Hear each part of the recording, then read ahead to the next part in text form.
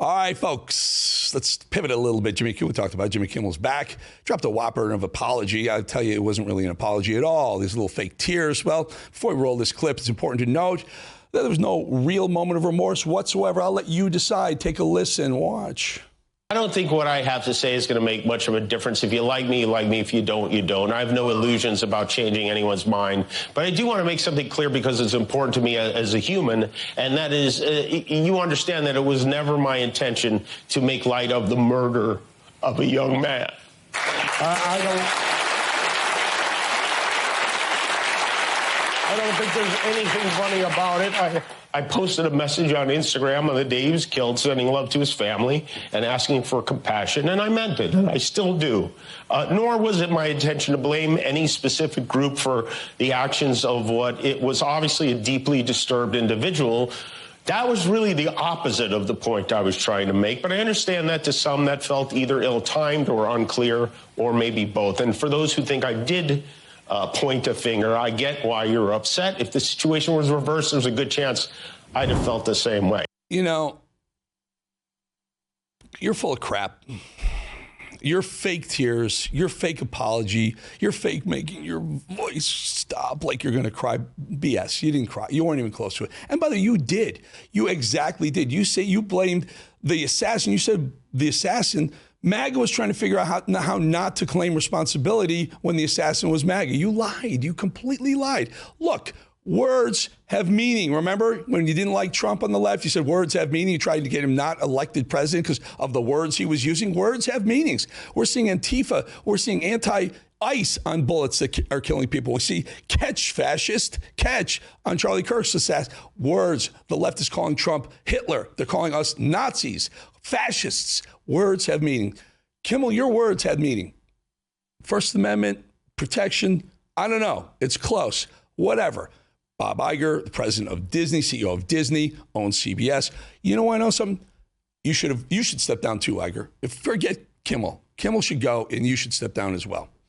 Meanwhile, West, Gavin Newsom, the spreading blatant lies as always this week, he's telling people that Trump's trying to rig midterm elections.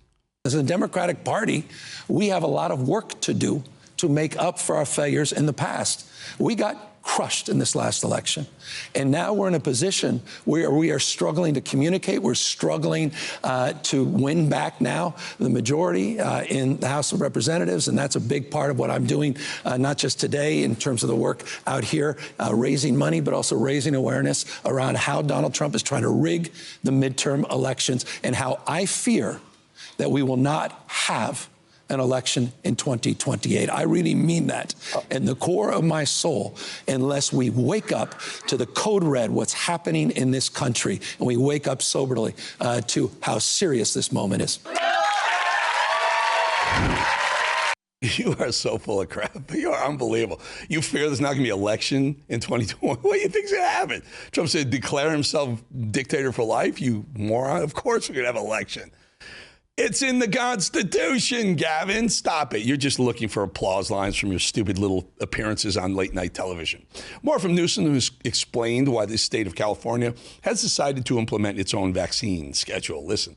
What's happening at the NIH and the CDC is heartbreaking to me. My dad was an immunologist who was at NIH under Kennedy. Yeah. And I love seeing this, personally, but tell the people why it's important that there are governmental institutions that actually are going to certify and say these are the proper treatments of these drugs. What does that mean in terms of people's insurance? Well, and we just required that insurers provide insurance and cover the cost of all of these vaccines as well.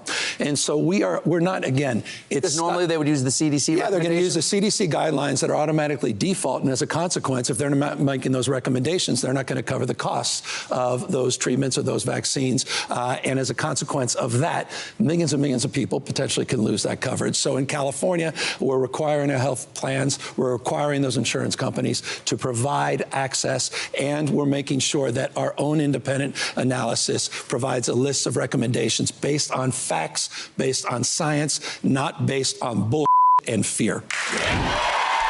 California should just secede. Just go become another California stan. How's that? California stan, not part of the U.S. anymore.